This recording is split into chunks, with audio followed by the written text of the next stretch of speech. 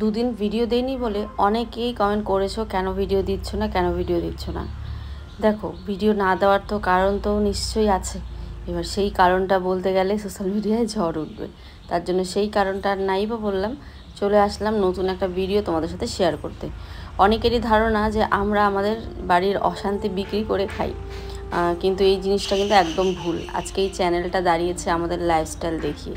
মাঝে মাঝে এমন কিছু সিচুয়েশন হয়ে যায় যেগুলো আমরা বলতে বাধ্য হই, কারণ সোশ্যাল মিডিয়ার সাথে আমরা সবাই যুক্ত হয়ে যাই। তারপরে কমেন্টস সব কিছু মিলিয়ে বুঝতে হবে। তো তার থেকে আমার মনে হয় নীরব থাকাই ভালো, কিছু বললামও না। আর যখন দেখবে রাগের মাথায় থাকবে তখন তোমাদের অনেক কিছু শেয়ার করতে ইচ্ছে করবে। তার থেকে মনে হয় দুদিন শান্ত থেকে তারপরে না হয় সব কিছু শেয়ার করবো। যাকে সকাল সকাল বাবা চলে গেছে, বাবা মা দুজনকে নিয়ে চলে গেছে ডাক্তারের এখানে। শাশুড়ি মা গেছিলেন আমাদের গ্রামের বাড়িতে আর কি। তো ওরা ডাক্তার এখানে গেছে বলে আমি সারাদিন আজকে ল্যাদ খেয়েছি, সারাদিন ঘরে, মানে কোনো কাজই করিনি বলতে পারো। এই বিকেলবেলা উঠে একটুখানি এই ছেলের কাপড়গুলো ধুয়ে দিচ্ছি। বিকেলের একটু আগে 3টা সাড়ে 3টা বাজে। আর শরীরটাও খুব খারাপ ছিল, মানে উঠে যে আমি আজকে সারাদিন না ভাত খেয়েছি না ভাত রান্না করেছি, যে মানে তোমরা বুঝতে পারছো কী পরিমাণ অবস্থা হয়েছে আমার। মাথার যন্ত্রণাও বেশ কয়েকদিন থেকে খুব মাথার যন্ত্রণা করছে। আর আজকে তো যেহেতু কেউ ছিল না আর চাপটাও ছিল না, করতেই হবে বলে বাড়িতে কেউ নেই, আমি আর খুঁজছো না, আয়ুষ তো চলে গেছে। রান্না বান্না করতাম, আয়ুষের বাবা বললো আমাদের ডাক্তার দেখাতে লেট হবে, তো আমরা বাইরে খেয়েই আসবো বাবাকে নিয়ে, তো আর রান্না করি। কেমন আছো? আশা করি ভালো আছো, সুস্থ আছো। বাড়িটা একদম ফাঁকা ফাঁকা লাগছে, কি বলবো, বাবাও নেই। কালকে ডাক্তার দেখাতে গিয়ে বাবা তো ওখানেই আছে ওই বাড়িতে, কারণ আবার ফালাকাটা অবধি আসবে, কারণ কোচবিহার থেকে আমাদের বাড়ির ডিস্টেন্সটা যতটা তার থেকে মানে ফালাকাটা অনেকটাই বেশি, কিন্তু কোচবিহার টু ফালাকাটা, কোচবিহার টু ঘোকসাডাঙ্গা ঠিক আছে 45 মিনিট, আর কোচবিহার টু ফালাকাটা কিন্তু প্রায় 1.5 ঘন্টার কাছাকাছি। তো সেই জন্য আর এত দূর আবার সিঁড়িতে উঠে, কালকে যেহেতু গেছে ডাক্তার পায়নি, তাই ওই বাড়িতেই রেখেছে, যেহেতু দাদাভাই দিদিভাই ওই বাড়িতে আছে, তো সেই জন্য ওই বাড়িতেই রেখেছে। আর হচ্ছে এখানে কি বলে, এখানে উঠায়নি, কারণ সিঁড়ি দিয়ে আবার উঠবে, এখনই যাবে আবার ডাক্তার দেখাতে সকাল সকাল। তো আয়ুষের পাপা আমাকে বললো, আমরা যেহেতু সামার ভ্যাকেশনের বন্ধে যেতামই ওই বাড়িতে, আমরা কিন্তু প্ল্যান করেছিলাম যে আয়ুষ যাবে কলকাতা আর আমরা চলে আসব এখানে, গ্রামের বাড়িতে যাব, একটু গ্রামের হাওয়া বাতাস খাবো আর কি। তো সেই জন্য আমাদের এখানে প্ল্যান ছিল। তারপরে যেহেতু মা বাবা এখানেই ছিল, তো তারপর সেই প্ল্যানটা আমাদের ক্যান্সেল হয়। তো ঠিক আছে এখানেই। তো কালকে ফিজিওথেরাপির লোকটাকে বলা হলো যে বাবা তো এখানে নেই, কালকে আসেনি, তো কালকে আসতে না করা হলো। তো আর বাবার মন হচ্ছে, মানে আমি বুঝতে পারছি দাদাভাই জবে থেকে বলেছে যে ওখানে যেতে, 15টা দিন ওখানে থাকতে, বাবার মন ওখানেই যাবে। তো বললো বাবারও যখন মন আছে, তো বাবা যখন ওখানে আছে তাহলে চলো ওখানেই কিছুদিন আমরা থেকে আসি, ফিজিওথেরাপি ওখান থেকেও করানো যাবে। তো সেই হিসেব করে এই যে আজকে আমাকে বলছে তুমি রেডি হও, তুমি একা কী করবা সারাদিন এখানে, আমি ডাক্তার এখানে গেলে তো সারাদিন ওখানেই।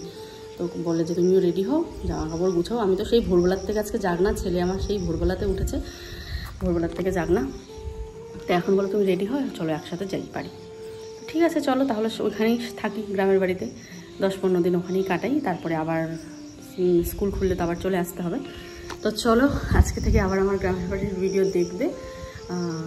তো চলো দেখি। ঘর দুয়ার সমস্ত কিছু ঝাড় দিলাম। কালকে যখন ওরা গেছে ডাক্তার দেখাতে, কালকে তো পুরো বাড়ি ফাঁকা ছিল, আমি না কিচ্ছু করিনি জানো, কালকে সারাটা দিন মানে শুধু রেস্ট নিয়েছি। এই দেখো এগুলো বাসন কোসন এখন সব ধুয়ে দিলাম, ধুয়ে উপুত করে রাখলাম। কালকে সারাদিন রান্না করিনি, তাহলে বুঝতে পারছো আমি কতটা টায়ার্ড ছিলাম। কালকে রান্না করিনি, পান্তা ভাত, টায়ার্ড মানে কি ইচ্ছে করছিল না যে কালকের দিনটা একটু রেস্ট নেই, কালকে আমি পান্তা ভাত খেয়েছি। তোমরা অনেক এটা খারাপ পান্তা ভাতটা খাওয়া, কিন্তু আমার কালকে রান্না করতে ইচ্ছা করছিল না, বাড়িতে কেউ ছিল না আর আমিও রান্না করিনি। পান্তা ভাত ছিল, শুটকি মাছ একটুখানি পুড়ে একটু বড়া করে খেয়েছি। এগুলো সব ধুয়ে দিলাম, এখন এই নোংরার প্যাকেটটা নিয়ে বাইরে ফেলতে যাবো একবার বেরোবো যখন। আর কালকে যে কাপড়গুলো তুলেছিলাম, কালকে বোধহয় অল্প ব্লগ করেছিলাম, যে কাপড়গুলো এভাবে যেরকম করে ভাঁজ করে রেখেছি, ভেবেছিলাম বিকালবেলা করবো, সেটাও করিনি, তাহলে কতটা টায়ার্ড হলে মানুষ এমন করে। তো এখন আমি আকুশ সোনার জামা কাপড় গোছাবো, আর আয়ুষ তো ওখানেই আছে। আর এই যে এগুলো মেলা, এগুলো আর বাইরে বার করবো না, এগুলো ভেতরেই শুকাবে, ঠিক আছে। কালকে এগুলো বিকেল দিকে আমি ধুয়ে দিয়েছিলাম। তো চলো এখন আমি এখানে জামা কাপড় গোছাবো খুশোনার। দেখো দাদাভাই বেদানা রেখে যায় আমার জন্য, বলে খাবে এগুলো, তো আমার আর খাওয়া আমি মানে মনেই থাকে না খাবার কথা, এগুলো নিয়ে যাবো এগুলো ওখানে। আর বাবার জন্য এটা আনা হয়েছিল, আয়ুষের বাবা অর্ডার করেছিল। দেখো সোনা অনেক ভরে উঠেছে, এই দেখো এখন ঘুমাচ্ছে। এটা কিন্তু আমাদের জয়ের কথা, মানে আমার ভাইয়ের কথা, এটা যখন ভাই ছোট ছিল তখন। সকালবেলা উঠেছে, ওর দাদার সাথে ভিডিও কলে কথা বলেছে, 4:55-তে উঠেছে, তখনই ফোন করেছি যে আয়ুষরা পৌঁছালো কি না। তারপরে ওরা পৌঁছে গেছে, ফোন করলো, ভিডিও কল করলো।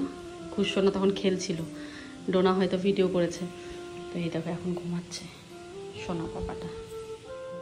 তো চলো এবারে জামা কাপড়গুলো গুছিয়ে নিই। ওই কোথাও গেলে বুঝতেই পারছো, বাচ্চা নিয়ে ঝুড়ি গোছাতে হবে, এই গোছাতে হবে, সেই গোছাতে হবে। এই ঝুড়িটাতে নিলে কি বলো তো সুবিধা হয়, যেহেতু খুশসোনার সমস্ত জামা কাঁথা টাথা এই ঝুড়িটাতেই থাকে, তো সুবিধে হয় আর কি এই ঝুড়িটা নিলে। আর গাড়িতে করে যাবো যেহেতু, তো ক্যারি করতেও কোনো অসুবিধা নেই, তাই জামাগুলো গুছিয়ে নিচ্ছি। বেশিরভাগ জামাই নিতে হবে, কারণ খুশসোনার দিনে 4-5 বার জামা চেঞ্জ করতে। চলো রেডি হয়ে পড়েছি কোনো রকম। এই দেখো ছেলেকে উঠিয়ে খাইয়ে ঠাইয়ে রেডি করলাম, তো এবার নিয়ে যাচ্ছি। চলো যাওয়া যাক। দেখো এই যে আমাদের যা যা নেওয়ার নিয়ে নিয়েছি, একটা কম্বল নিয়ে নিয়েছি, কারণ বিছানায় পাততে তো হবে। আরও অনেক কিছু নিয়েছি, চলো তোমাদের বাড়ি গিয়ে দেখাচ্ছি। আর এই যে ছেলে ঘুমাচ্ছে, ঘুমিয়ে ঘুমিয়ে যেতে হয় না। উঠো উঠো উঠো, উঠিস ওঠো বাবা, যাওয়ার সময় ঘুমোতে হয় না। অত অত অত সকালে ঘুমায় নাই না, ঘুম। চলো বন্ধুরা যাওয়া পেয়েছে। বন্ধুরা দেখো সকাল সকাল না খেয়ে বেরিয়েছি, বাড়ির সামনেই প্রায়। তো এই যে ছেলেকে নিয়ে চলো, খিদে পেয়েছে প্রায়, আরো দেরি আছে, মানে অর্ধেক রাস্তা আসলাম। আর এই যে ছেলেকে নিয়ে খাবো, খিদে পেয়েছে। আর উপরে রাখো,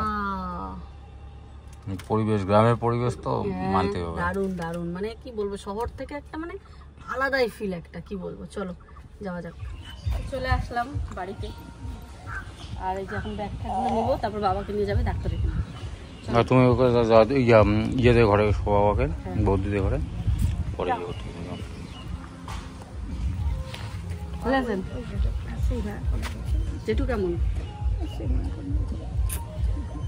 দেখো দেখো, তাকাও একটু। আয়ুষের কথা, আজ প্রথম বাবা আমাকে চিনতে পারেনি, ভাবা যায়? আমি এসেই দেখি বাবাকে মাথা ধুয়ে দিচ্ছিল দাদা, বারান্দায় শুইয়ে আর কি। তো তারপরে আমি এসেছি, বলে কে? ও আমার তো স্ট্রোক হয়েছে, একবার হয়েছে আবারও হয়েছে।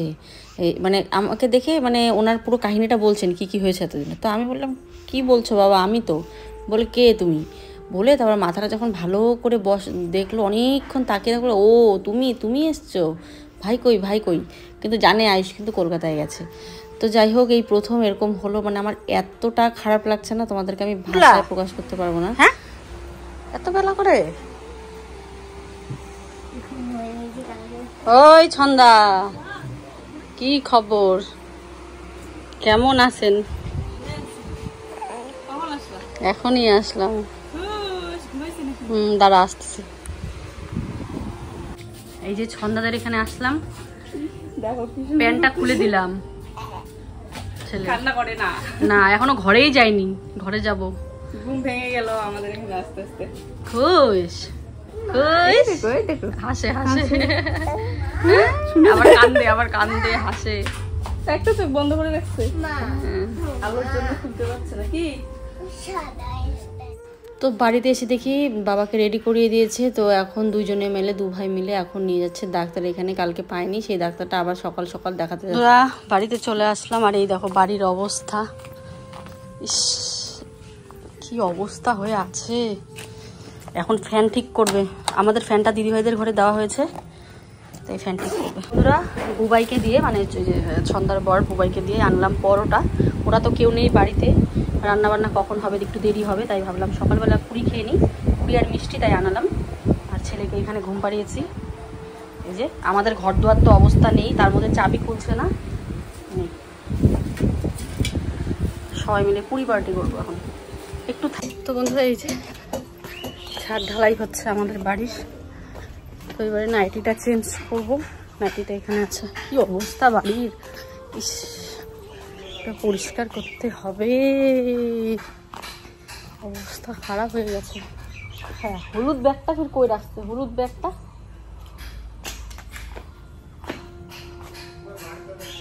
বাবা, হলুদ ব্যাগটা নেই। রান্নাঘরটারও দেখো কি অবস্থা, এগুলোকে লেপতে হবে, আছি তো কয়েকদিন, লেপে মুছে পরিষ্কার করব। এখানে আমার নাইটি আছে, এই যে নাইটি পরবো। চলো, ওই নাইটির যে ব্যাগটা এনেছে সেটাও বোধহয় গাড়িতে আছে, আনা হয়নি। ও আসলে পরে এগুলো সব পরিষ্কার করবো। তার মধ্যে একটা ঘটনা ঘটেছে, তালা খুলছে না। চাবি তো সেম চাবি নিয়ে এসেছি, ফ্ল্যাটের 3টে চাবি, মানে সেম দেখতে। তো আমি ভেবেছি এটাই হয়তো, তো নিয়ে চলে এসেছি ভুলে। আর এত তাড়াহুড়ো দিচ্ছিলো সকাল থেকে, তো সেই জন্য তো এখন আর দরজা খুলছে না। ও আসুক পরে আমার, তারপরে মনে করলাম যে কই রেখেছি চাবিটা। ও বললো আমি আনতে যাচ্ছি বাড়িতে। তারপরে মনে করলাম, তারপর না আমাদের এখানে যে টিনের ঘরটা আছে সেখানেই তালা মেরে ওই ঘরে রেখে দিয়েছিলাম। এখন বিবানকে দিব ওই ঘরে। বিবান সকাল থেকে কী বা খেয়েছে না খেয়েছে, বাজে তো এখন অনেক। তখন ওই যে বাবাকে নিয়ে গেল ডাক্তার, এখানে তাড়াহুড়ো। বিবান খাবার জিনিস, ফ্যানটা চালাও না কেন? গরম লাগে না? লাগে না? তাহলে খাও। নিলাম এই যে পুরি আর হচ্ছে সবজি, এক একটা রুটির ক্ষেত্রে এক একটা করে সবজি দিয়েছে। তাই ছন্দাকে ডেকে আরও 2 প্যাকেট দিলাম। তো চলো এখন আমরা এখানে খাবো। বাড়িতে তো কেউ নেই, সবাই গেছে, সবাই ডাক্তার দেখাতে গেছে আর কি। তো বাড়িতে আমরা দুজনেই আছি। আমিও ঘরটা খুলতে পারছি না, ঘর খুলবো, গোছাবো। তো ওইদিকে ছন্দাকে বললাম 2টো করে পুরি নিয়ে যাও, ছন্দা বুবাই দুজন খেতে পারবে। 4টা ওইদিকে দিলাম, আর এদিকে টোটাল 10টা আনা হয়েছিল। বিবানকে 2টো দিলাম, আমরা 2টো করে নিলাম। আর ছেলেরা তো কেউ বাড়িতে নেই। সকালে এত তাড়াহুড়ো দিল আয়ুষের বাবা যে চলো, সকালেই বলছে আমাকে, রাতে কিন্তু বলেনি। এত তাড়া দিল। এই যে এখন মশারি আনিনি ছেলের, তো ওকে বলবো বিকালে যাবে ও জিমে, তখন বললো মশারিটা নিয়ে আস। দেখো তো কি মাছি। আমার আয়ুষের সময় সব বাচ্চাকেই মাছি, মানে মশা মাছি যা থাকে, বাচ্চাদের মশারি না দিলে ওরা কিন্তু ঘুমাতে পারে না। এই দেখো, বুঝেছো, এত হাওয়া। তারপরেও কমাই দিই। চলো এবারে হচ্ছে দেরি হয়ে গেছে অনেকটা। তো আজকের দিনটা এখানেই খাবো। আমাদের রান্নাঘর পরিষ্কার হলে পরে ওখানে রান্না করবো আর কি। তো এখানে হচ্ছে মাছ এনেছে দাদাভাই, কোথায় রাখলো মাছগুলো? দিদিভাই রাখলো ও এইটাতে। এই যে মাছগুলো দিয়ে কিছু একটা হবে। সবজিও নেই বলে ঘরে, কালকে তো তাড়াহুড়ো করে আসলো সবাই।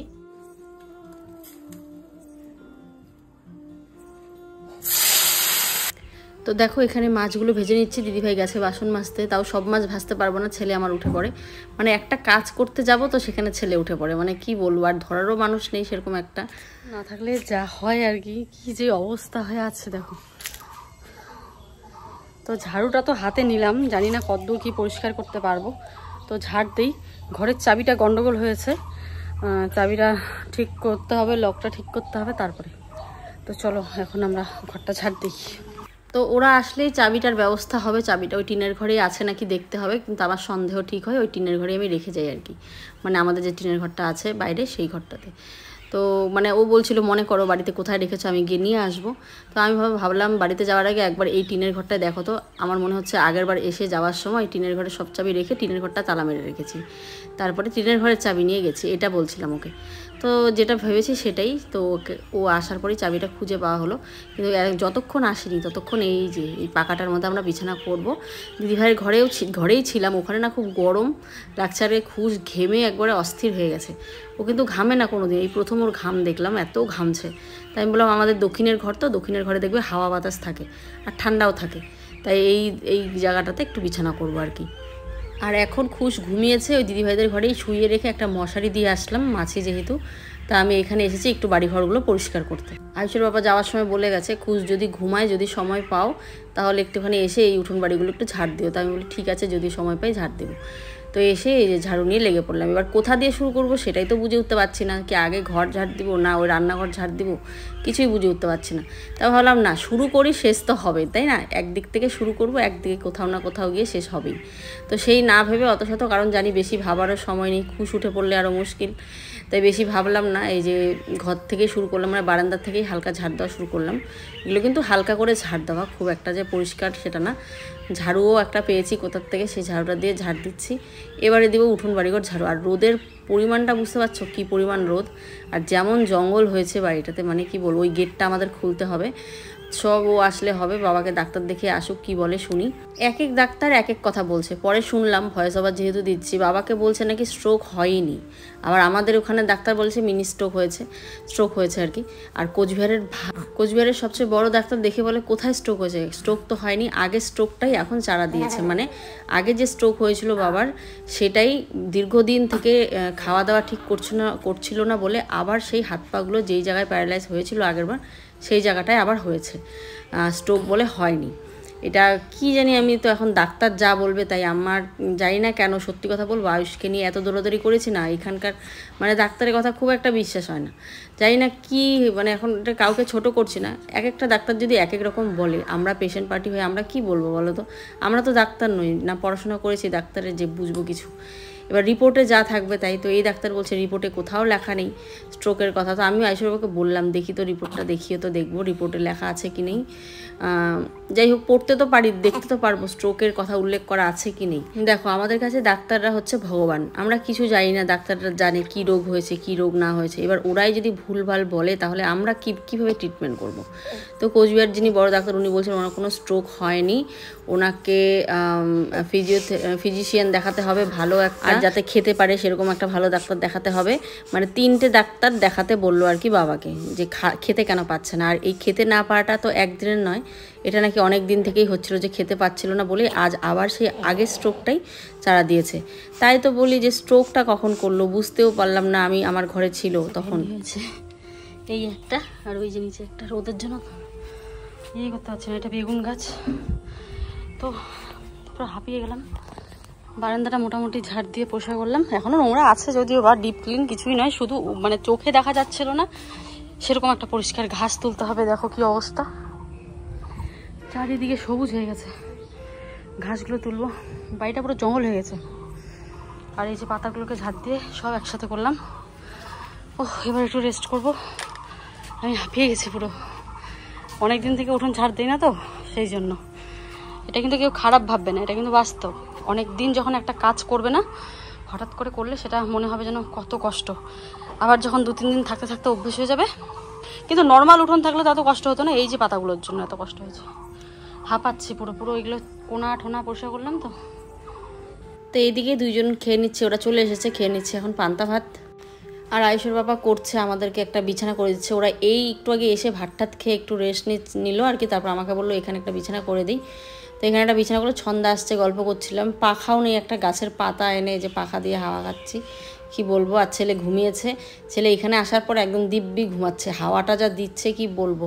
তো ওকে খালি গায়ে করে দিয়েছি, ও ঘেমে অস্থির হয়ে গেছে। তো চলো এবারে দেখি ঘরের চাবিও কখন খোলে আর কি। তো এদিকে তখন পুরি খেয়েছি, খিদে পায়নি, দিদিভাই বলছিল খেতে অনেকক্ষণ থেকে, তো ভাবলাম চলো দুজনে একসাথেই খাবো। তো এই যে দেখো এখন ভাত বানিয়েছে হচ্ছে বরেলি মাছ সর্ষে বাটা দিয়ে পাতলা করে। ঘরে সবজিও আনা ছিল না, ওরা চলে গেছিলো সকাল সকাল ডাক্তার এখানে, তাই আয়ুষের বাবা কিছু ডাটা তুলে দিয়েছিল তখন, ওই ডাটা দিয়ে সর্ষে বাটা দিয়ে কি বরেলি মাছের ঝোল করেছে, আর করেছে পাঁপড় ভাজা আর মাছের ভাজা, ডাল ছিল কালকে। তো এগুলো দিয়ে আমরা কিন্তু খেয়ে নিয়েছি। আমি দেখছি আমাকে হঠাৎ করে ফর্সা লাগছে কেন, সবাই বলছে আমি নাকি ফর্সা হয়ে গেছি, কারণ ওই যে ঘরের ভিতরে থাকতে থাকতে আমি হয়ে গেছি পরিষ্কার, যেটা বাস্তব সত্য। এখন এখানে থাকবো, দেখবে আবার হয়ে যাব কালো।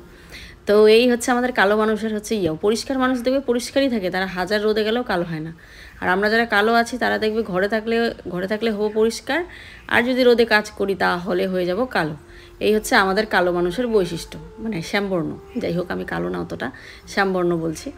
তো যাকে বাবা, দেখো বাবা কি বলছে বলো তো,